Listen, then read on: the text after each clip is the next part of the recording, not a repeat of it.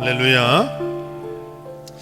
오늘 하나님의 사람이라는 제목으로 하나님 말씀 나누기를 원합니다. 지난주에 금요일날 설교 제목이 뭐였어요? 기억나는 분? 네, 지난주에도 하나님의 사람이라는 제목이었어요. 디모데 전서에 나와 있는 말씀을 우리가 보았죠. 너 하나님의 사람아. 하나님께서 우리를 부르실 때 너 하나님의 사람아 이렇게 부르세요. 우리 옆 사람 인사합시다. 너 하나님의 사람아. 우리는 이름에 걸맞는 인생을 살아야 될 줄로 믿습니다. 우리가 하나님의 사람이라면, 하나님이 또 우리를 하나님의 사람으로 부르셨다면, 하나님의 자녀로 우리를 회복시키셨다면 하나님의 자녀로 살아가야 하나님의 자녀인 거예요. 하나님의 사람으로 살아야 하나님의 사람인 것입니다. 예수님의 그 십자가의 공로가 아무리 크더라도, 하나님이 나를 그렇게 부르더라도 내가 하나님의 사람으로 살지 않는다는 것은 하나님의 사람이 아니에요. 그걸 명확히 알아야 됩니다. 하나님이 우리와 영원히 함께 하십니까? 믿습니까? 예수님께서 내가 세상 끝날까지 너희와 함께 하리라 이렇게 약속하셨죠. 그런데 항상 하나님의 약속은 그 전에 어떻게 하면이 따라가는 거예요. 네가 이렇게 하면 내가 이렇게 하겠다. 동일합니다. 성경 전체에 그렇게 나와 있는데 어느 한 군데도 아무것도 내가 안 하고 있는데 갑자기 뭐 이렇게 될 것이고 이렇게 되고 뭐 축복할 것이다 그러지 않아요. 하나님의 약속은 반드시 우리의 행위를 기다리신다는 사실이에요. 우리가 무엇을 했을 때 그 약속은 실제로 내 것이 되는 것입니다. 여러분, 하나님의 사람이 되기를 주의 이름으로 축원합니다. 우리는 내가 그냥 교회 다닌다고 하나님의 사람이 되는 게 아니에요. 정말 내가 하나님의 사람으로 살 때 하나님의 사람이 되는 것입니다. 오늘 성경에 하나님의 사람과 그렇지 않은 사람에 대해서 나오고 있어요. 여러분, 사람은요 세 종류의 사람이 있어요. 첫 번째는요 사람이 있어요. 사람, 그냥 사람인 거예요. 사람. 두 번째는 마귀의 사람이 있어요. 마귀의 사람. 세 번째는 하나님의 사람이 있어요. 여러분은 뭐가 되고 싶어요? 네. 세 사람이 있는데, 사람이 있고 마귀의 사람이 있고 하나님의 사람이 있는데, 하나님의 앞에 가는 사람은 세 사람이 다 가는 게 아니에요. 하나님의 사람만 하나님 앞에 설 수가 있는 겁니다. 마귀의 사람은 하나님 앞에 설 수가 없어요. 사람도 하나님 앞에 설 수가 없어요. 사람 존재 자체가 이미 죄인이기 때문에 스스로 가만히 있는다고 하나님 앞에 가고 천국 가고 이런 게 아니에요. 우리가 하나님의 이런 초청에 응답하는 것이 믿음이고, 이제는 하나님의 사람으로 이제는 세움을 받았다면 이제는 그렇게 살아가야 될 의무가 있어요. 그래서 너희 구원을 이루어 가야 되는 거예요. 그것을 성화라고 얘기하고 있어요. 성화. 그리고 하나님 앞에 서는 그날 우리는 영화라고 바꿉니다. 영화. 우리는 계속해서 이제는 죄에서 이제 시작됐다가 죄사함을 받고 구원을 받고 하나님의 인도 견인을 받고 결국에는 성화되어 가는 거예요. 그 성화는 가만히 있다고 성화되는 것이 아니라 계속해서 말씀 앞에 내 자신을 내어드리고 내 자신을 계속 깎아서 하나님의 사람으로 만들어 가야 돼요. 성령께서 우리를 이끌을 적에 우리는 그대로 따라가는 거예요. 그리고 하나님 앞에 서는 날 바로 우리가 영화롭게 되는 것입니다. 마치 예수님이 영화롭게 되었듯이. 그래서 우리는 본래 사람에서 이제는 하나님의 사람으로 바뀌어야 돼요. 마귀의 사람은 어떻습니까? 하나님의 일을 자꾸 방해해요. 그리고 세상을 악하게 만들어가는 게 마귀의 사람이에요. 여러분, 마귀가 막 직접 와가지고 막 자기가 뭐 어떻게 합니까? 그러지 않아요. 사람들을 이용해가지고 자기 역할들을 만들어내는 겁니다. 이 앞잡이 이단들이 그렇죠. 네? 지금 나와 있는 신천지 이만희가 그런 거. 이만희가 이만희가 나쁜 게 아니고 사실은 마귀가 그 일들을 하고 있는 거예요. 근데 이만희는 마귀의 앞잡이가 되는 거죠. 이단들이 마귀의 앞잡이가 되는 거예요. 사회 가운데 이단이 아닐지라도 세상을 어지럽게 만들고 악하게 만들고 악을 행하는 자들은 결국 사단의 손에 붙들려 있는 악한 일들을 하는 사람들이에요. 그래서 내가 똑같은 사람일지라도 히틀러같이 김일성같이 마귀에게 붙잡혀가지고 사람들을 가차없이 죽이고 세상에 악을 만들어내면서도 자신이 잘못했다고 안 하는 사람들, 그럼 마귀에게 붙잡힌 사람들이에요. 하나님에 붙잡힌 사람들은 어떻게 할까요? 성령에 붙잡힌 사람들은 어떻게 해야 돼요? 늘 하나님을 의식하는 거예요.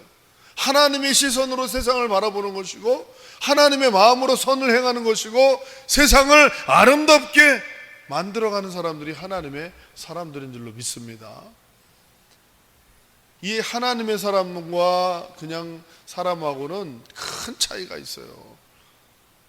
그것은 뭐냐면 하나님의 사람은 늘 하나님을 묵상해요. 그리고 모든 나의 인생 가운데 중심이 내가 아니라 누구예요? 하나님이 중심인 거예요.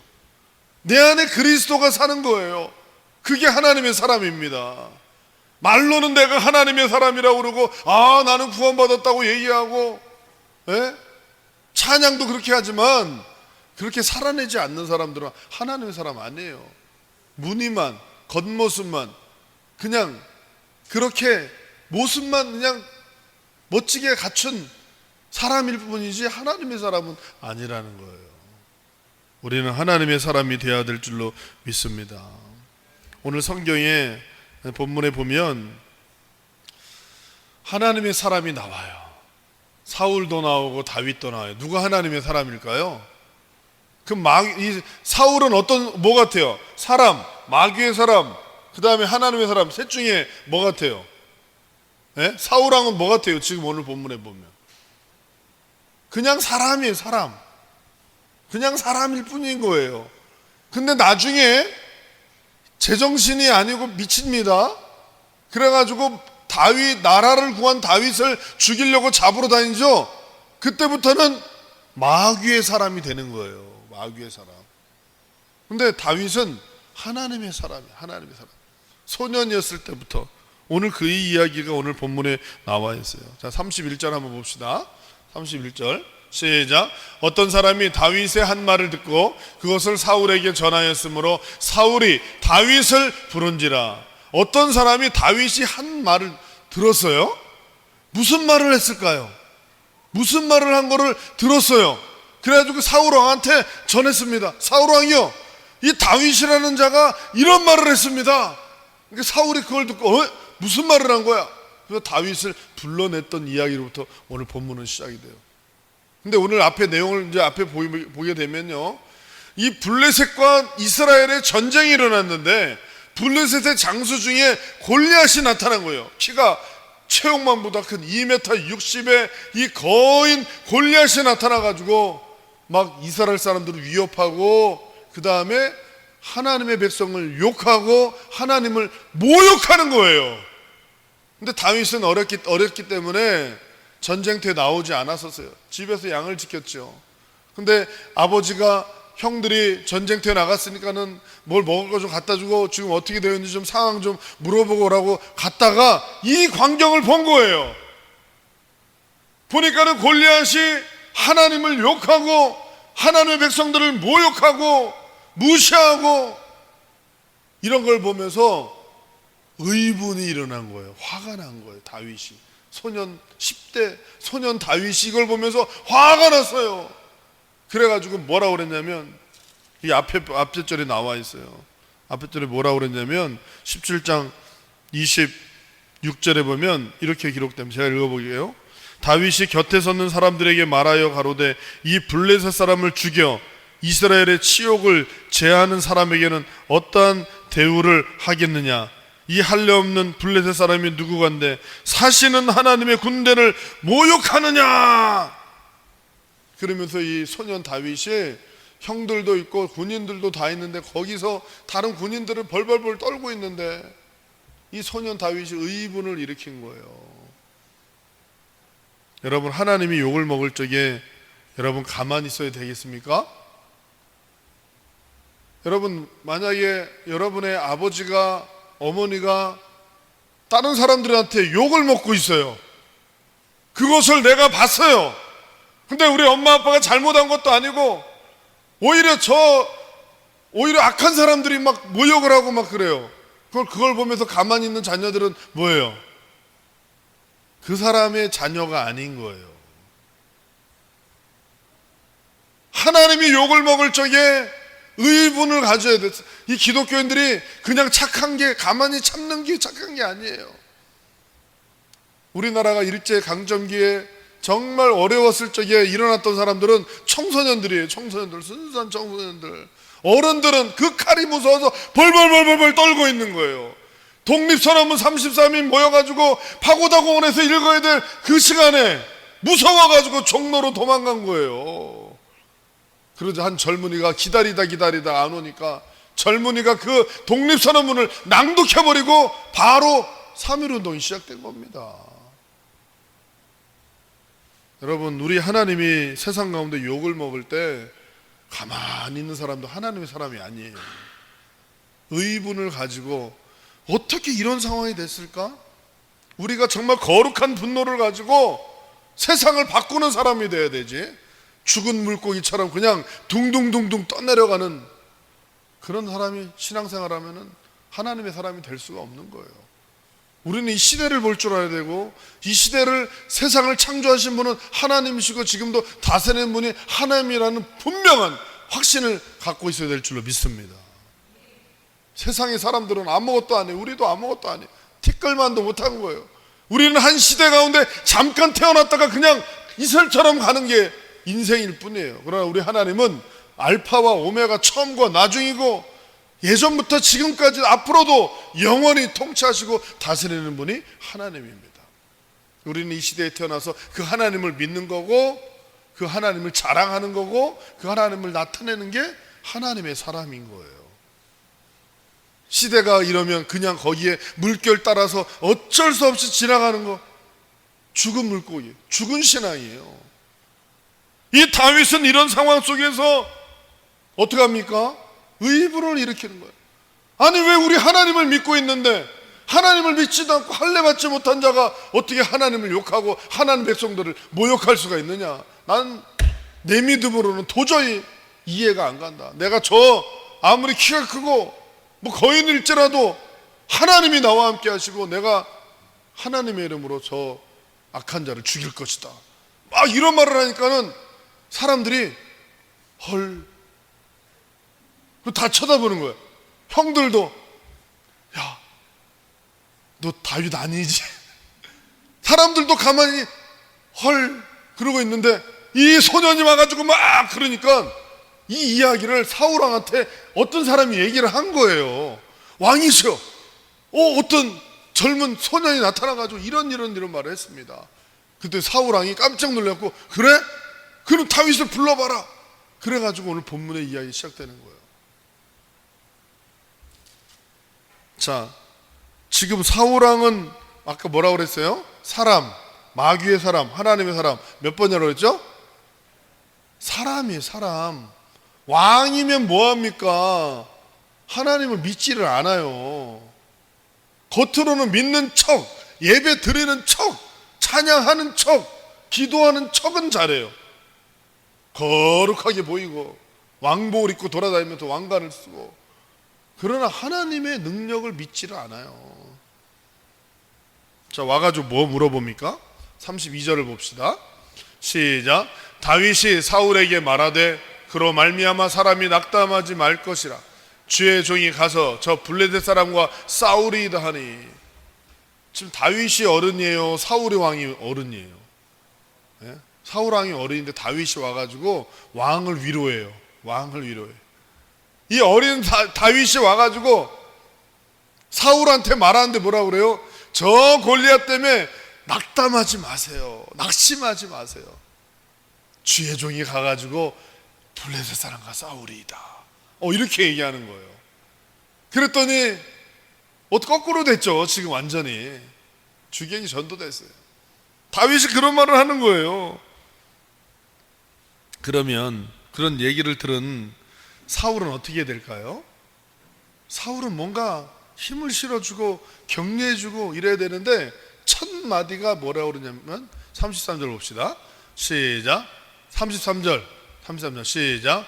사울이 다윗에게 이르되 내가 가서 저 블레셋 사람과 싸울 수 없으리니 너는 소년이고 그는 어려서부터 용사임입니다.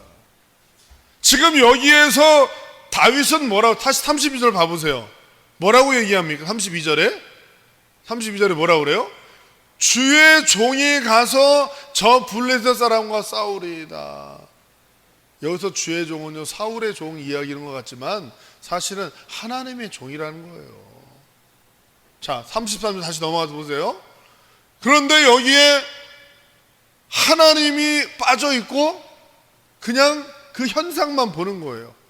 야, 너는 소년이고 저 사람은 어려서부터 용사고 지금도 가장 강한 용사인데 어떻게 네가 나가냐? 너는 싸울 수 없다. 시작도 안 해보고 하나님이 보이지 않으니 부정적으로밖에 얘기할 수밖에 없는 거예요. 그냥 사람들은 환경만 보고 그 환경에 답을 찾습니다. 답이 없어요? 답이 없어. 우리는 다윗과 같은 하나님의 사람이 되어야 될 줄로 믿습니다.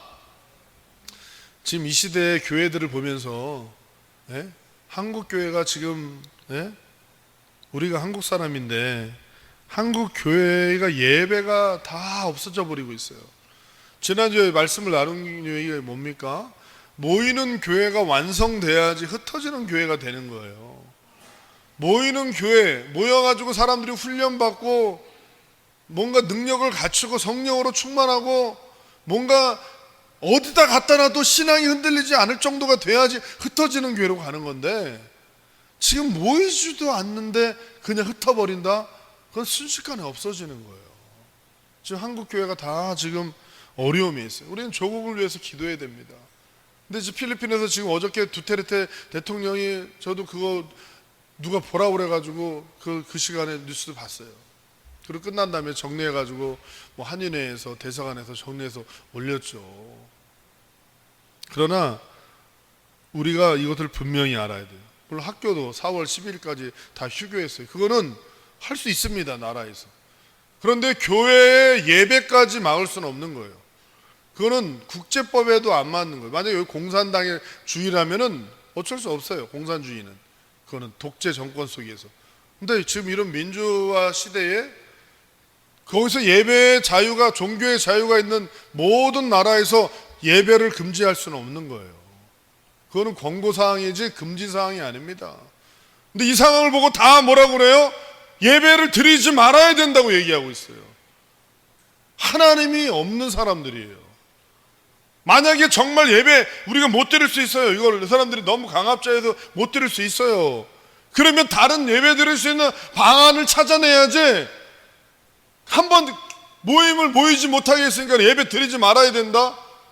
이건 하나님이 없는 사람들이 하는 고백들입니다. 저는 그렇게 봐요. 만약에 그런 상황이 왔어요. 지금 막 다 군인들이 쳐들어와가지고 우리 지금 예배 못 드리게 한다고 그러면 우리는 설득을 해야 되죠. 우리 이야기를 해야 되죠. 종교가 자유에 있는 시대에 왜 이것을 못하게 하느냐. 그리고 우리가 무슨 수백 명이 모인 것도 아니고 이렇게 모여서 뭘 하겠느냐. 지금 이 시국에 나라에 어려운 일이 있을 때 나라를 위해서 기도하는 일 아니냐. 이걸 왜 방해하느냐. 오히려 니네가 와서 더 도와줘야 될 판국에. 저는 이 두테르테 대통령을 하고 개인 면담을 하고 싶어요. 이 문제를 가지고. 왜 지금 우리가 교회에서 한인들이 니네 너를 위해서 기도하고 있는데, 니네 나라를 위해서 기도하고 있는데 이거 집회를 못하게 한다? 네 큰 실수를 하고 있는 거다. 이것을 알려줘야 되고 우리가 해야 될 의무가 있는 거예요. 근데 지금 오지도 않았는데 그렇다고 그 안에서 무슨 교회에서 이제는 구체적으로 다 예배를 못하고 교회 못 갑니다 한 것도 아닌데 무슨 예배를 드려야 되냐 말아야 되냐 그 고민 속에 빠져 있는 것은 하나님이 없는 거예요. 우리가 몇 번 봤지만 다니엘서 6장에 보면 다니엘이 기도합니다. 하루 3번씩 기도해요. 그걸 일부러 다니엘을 죽이려고 음모를 꾸민 사람들이 있어가지고 다니엘은 그것을 어떻게 해요? 알고도 전에 행하던 대로 하루에 3번씩 예루살렘을 향하여 창문을 열어놓고 기도합니다. 기도해요. 하나님은 그걸 보는 거예요. 하나님은 그걸 보는 거예요. 그래서 저는 이번에 이런 사태들을 보면서 하나님께서 알곡과 가라지를 구분하는 건가? 이런 생각이 딱 드는 거예요. 지금 여기서 내가 잘못을 해가지고 감옥에 갔으면 벌금을 냈으면 부끄러운 거예요. 그러나 잘못한 게 없는데 감옥에 간다면 감옥을 보낸 사람이 부끄러운 거예요. 우리는 그거를 명확히 알아야 됩니다. 그리고 하나님은 우리의 피난처고 보호자시고 구원자라고 매일 노래 부르고 찬양하고 기도하는 거 다 소용이 없어요. 진짜 그런 상황이 왔을 때 그거를 하느냐 안 하느냐가 중요한 것입니다. 지금 전쟁이 일어났어요. 지금 막 모욕을 하면서 하나님이 욕을 먹고 있는데 가만히 이러고 있는 사람들이 하나님의 사람들입니까? 요단을 건너온 사람들이에요? 광야를 지나온 사람들이에요? 네? 하나님의 기적을 경험한 사람들은 그렇게 할 수가 없는 거예요. 바른 신앙이 한 명도 없었다는, 한 명도. 그나마 희망은 다윗 한 사람 때문에 희망이 있었던 거예요. 다윗이 왜 모를까요? 네? 다윗이 저 거인하고 내가 싸워가지고 내 힘으로만 싸운다면 진다는 걸 왜 몰라요? 그거를. 네? 다 알죠.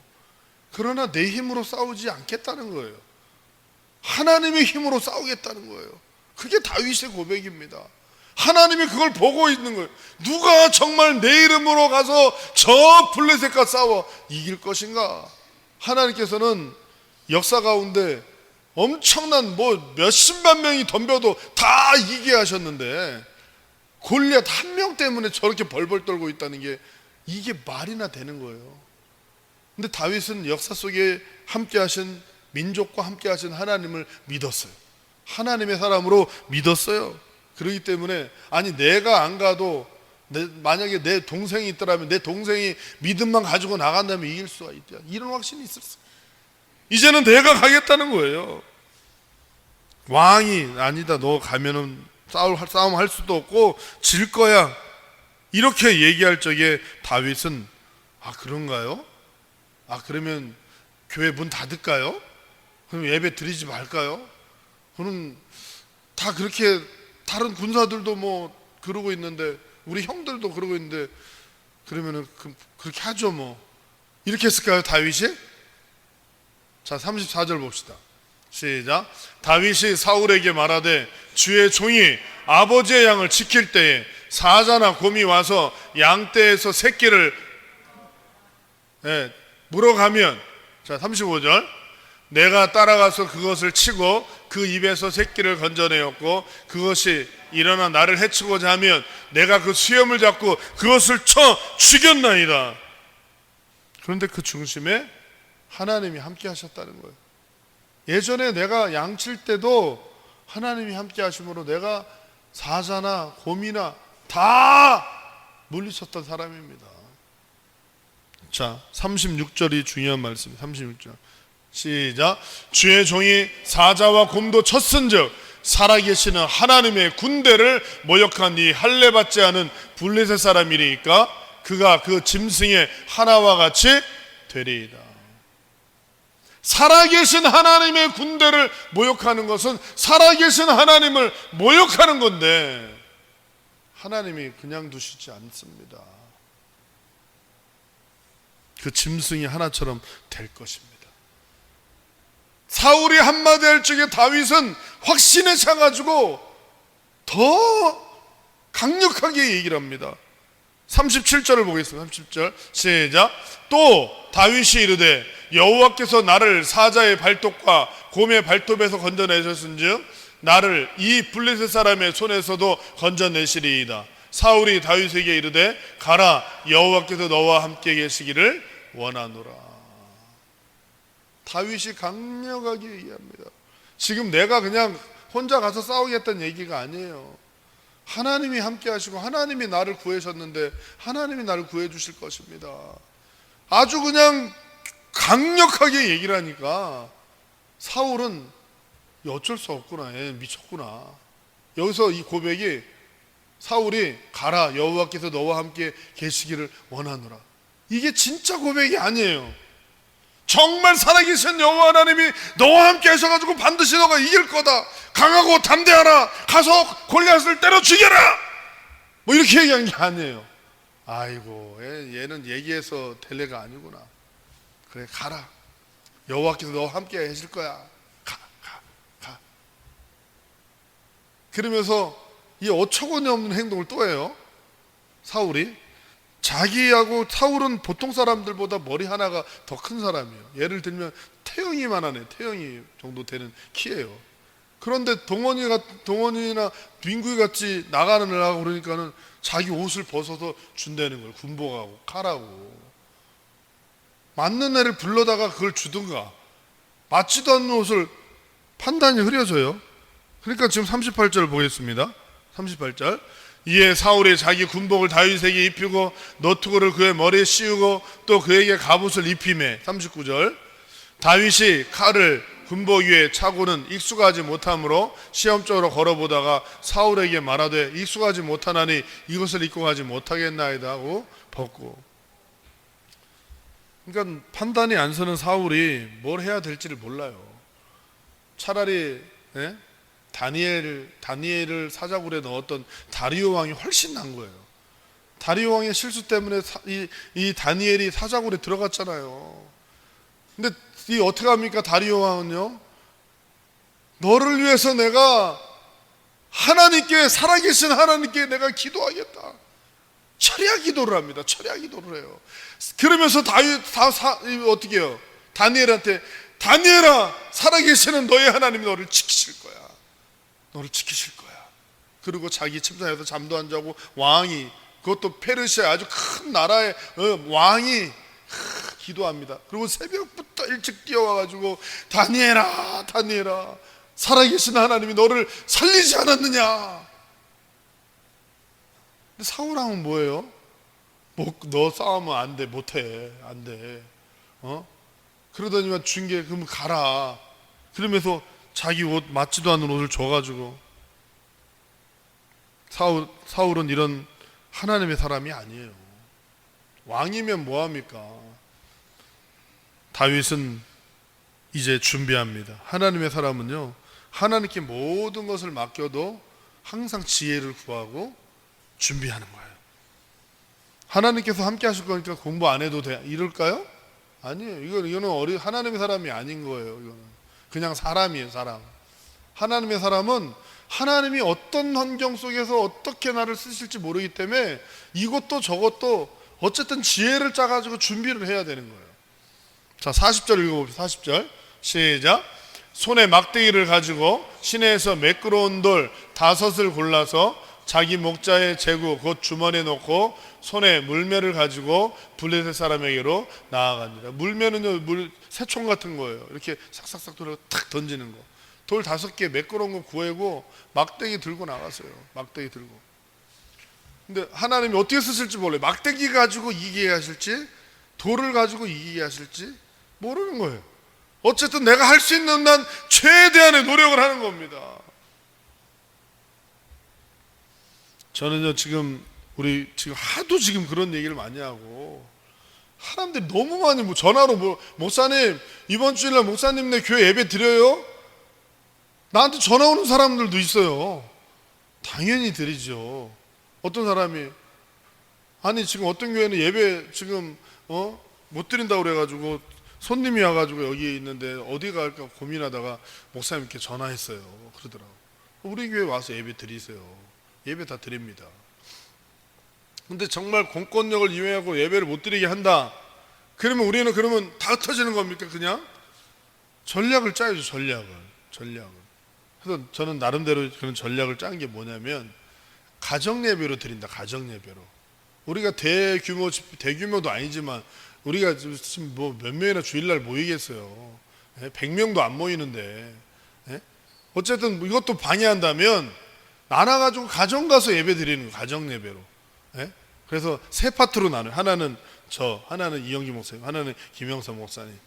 예? 세 파트로 나눠가지고 예배 드리는 거예요. 중고등부 뭐 이렇게 모이든지 구역별로 모이든지 남전도에는 저랑 모이든지, 예? 외로운 아저씨들은 저랑 모여서 예배 드리고, 예? 가족에 있는 사람들은 이영기 목사님, 또 그다음에 뭐, 예? 김영선 목사님 모여갖고 예배 드리면 되잖아요.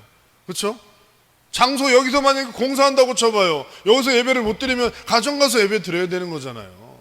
예? 아니면 다른 데 가서 다른 장소에서 예배를 드리든지. 지금 여기 모이는 이런 문제가 아니라 지금 디스코장 술집에 수많은 여행객들과 사람들이 섞여가지고 음악에 맞춰서 춤을 추고 그거를 못하게 해야 되는 거예요.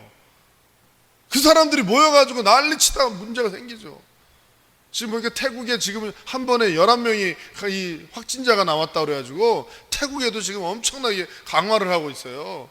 근데 뭐냐면 얼마 전에 15명이 모여가지고 광란의 파티를 즐겨서 광란의 파티를 태국에서. 근데 그 중에 홍콩 사람, 대만 사람이 한 명 있었던 거예요. 근데 그날 막 기침을 하면서 춤을 막 추고 막 그런 거야. 기침을 하면서.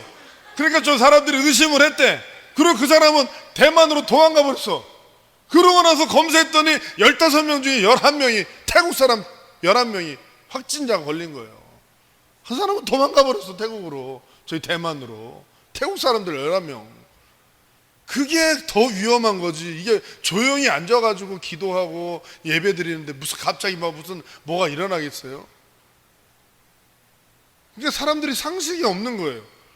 사람들이 볼 때는 밥 먹을 때는 막 그냥 침 튀기면서 뭐 밥을 튀기면서 막 먹고, 예배 시간에는 마스크 딱 해가지고 몰라보기 모자 쓰고서 눈만 때리고 입도 뻥뻥 안 하고 이러고 아멘 그러고 내가 또 스스로 환자가 돼가지고 그래요. 근데 밥 먹자고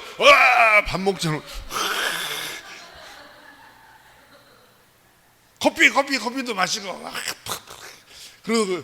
그리고 이제 먹을 거 다 먹고 가자 마스크 쓰고 안녕히 계세요. 환자예요, 병신이에요. 뭐야 이거, 바보예요. 네? 우리는 이걸 잘 알아야 돼요. 정말 우리가 하나님의 사람인지, 내 안에 하나님이 있는지, 거룩한 분노가 있는지, 거룩한 열정이 있는지, 정말 이런 상황이 되면은 어떻게 예배를 드려야 되나. 이걸 나라에다가 정말 청원서라도 올려가지고 교회에서 우리가 나라를 위해서 기도하고 두테르테 당신을 위해서 기도하는데, 필리핀의 가난한 자들을 위해서 기도하고 복음을 위해서 기도하는 사람들을 왜 막냐. 오히려 그 사람들을 더 칭찬해주고 상금을 줘야지. 여러분, 하나님의 사람 되기를 주의 이름으로 축원합니다.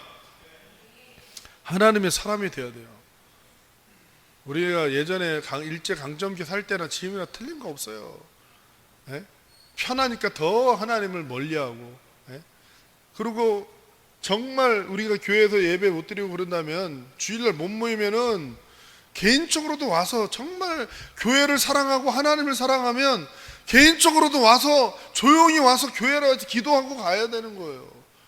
일주일에 한 번도 교회 안 나오다가 일주일에 딱 한 번 나와가지고 1시간 드리는 예배를 드리고 싶지 않은 거예요. 이게 하나님이 왕으로 세워놓으면 뭐합니까? 하나님이 없는데 하나님의 이름으로 나가서 싸우겠다는 사람도 말리고 있는 사울왕하고 틀린 게 뭐가 있어요? 만약에 여러분, 내가 하나님이라면 어떻게 하겠어요? 지금 이 재앙을 하나님이 주셔서 하나님께서 깨닫게 하시려고 그러는데 깨닫기는커녕 교회가 없어져 버렸어요. 하나님이 그걸 보면서 얼마나 한탄하겠어요. 마지막 보루가 교회인데, 요한계시록의 마지막 희망이 교회인데 교회가 힘을 다 잃어버린 거예요. 그 누구도 이걸 놓고 하나님 앞에 기도하는 사람이 없고, 크리스찬뿐인데 크리스찬마저도 다 흩어져. 마치 예수님이 군병들한테 잡히니까는 그 헌신된 제자들이 다 도망가요. 3년 반 동안 훈련받으면 뭐합니까? 다 도망가요. 모태신앙이면 뭐합니까? 50년 교회 다니면 뭐예요? 중요한 바로 그 시점에 도망가 버려요. 칼이 무서워도 도망가 버려요. 성령이 없기 때문에, 내 안에 하나님이 없기 때문에 그런 거예요. 근데 사도행전 2장에 성령을 받은 다음에 그다음부터 제자들은, 그다음부터 있었던 성도님, 스데반 집사님, 빌림 집사님은 그게 중요한 게 아니에요. 돌로 맞아 죽는 게 중요한 게 아니에요. 그 사람이 하나님의 사람입니다. 성경의 이야기에 나오는 사람들은 그 사람이고 나는 나다. 그 사람은 그냥 사람인 거예요. 그냥 사람, 첫 번째 사람. 그 사람은요, 구원받는 사람이 아니에요. 그 안에 하나님이 없기 때문에. 우리는 하나님의 사람이 되어야 될 줄로 믿습니다. 결국 다윗은 나가서 뭐 무슨 막 몇 시간 동안 싸운 것도 아니고 단 한 방이에요. 단 한 방. 골리앗은 나와가지고 이게 나를 개로 하나, 왜 막대기 들고 나와서 뭐 하는 거야? 그러면서 막 이 너를 그냥 탁 찢겨가지고 그냥 내 공중에 새 밥이 되게 하겠다. 이거 거인이 막 목소리도, 내가 너를 공중에 밥이 되게 만들고 널 찍어 죽이겠다. 뭐 이러니까는 다윗이 어때요? 무서워. 잘못 나왔다. 아니 저 갈게요. 이랬어요. 어떻게 해요? 다윗이 그냥 예이 그러면서, 너는 네 칼을 믿고 힘을 믿고 창을 믿고 나한테 달려오지만 나는 만군의 여호와의 이름으로 내게 달려가노라. 그러면서 막 달리기를 하면서 그걸 돌려가면서 그 한 번 던진 게 5개 돌을 가졌지만 한 번 던진 그 하나에 정확하게 이마에 딱 박히는 거예요. 딱 박히는. 그 사람들이 다 보고 있잖아요. 그 사람들이 얼마나 놀라면서도, 이야, 진짜 하나님이 계시는구나.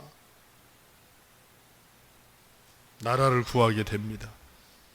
나라를 구할 뿐만 아니라 살아계신 하나님의 영광을 나타내고 본인이 하나님의 사람이라는 것을 도장 찍는 사건이 바로 이 사건이에요. 우리 교회 수많은 어려움이 있었고 문 닫을 뻔 몇 번 했습니다. 멀리도 아니고 작년만 하더라도 어려웠어요. 비 줄줄 새고 있고, 하나님이 이렇게 성전을 이렇게 주셨는데 무슨 예배를 안 드려요? 네? 어떻게든지 예배 드리려고 우리가 기도하고 하나님께 나아가야 되지. 어떻게 할까요? 예배 드려야 돼요? 말아야 돼요? 그 물어보지 마세요. 저한테. 하나님 앞에 물어보시고 기도해야 돼요. 수많은 교회들이, 한국에는 더 어처구니가 없는 거예요. 한국에 무슨 뭐 금지 명령을 내린 것도 아니고 그냥 그 코로나 이거 이단 나와가지고 이러니까 알아서 교회들이 뭐 온라인 말을 어디서 온라인 그 은행 그런 거 들어갖고 그런 건지 온라인 예배라는 걸 만들어가지고서 너도 나도 다 온라인으로 예배도 온라인으로 헌금 보내고 뭐 그러면 되지 않느냐. 그럴 수 있죠. 물론 그럴 수도 있어요. 그 사람들을 정죄하고 싶진 않아요. 그러나 우리가 정말 예배자인가? 우리가 찬양할 때 나는 뭐 예배자입니다. 어쨌든 눈물 흘리면서 예배자입니다.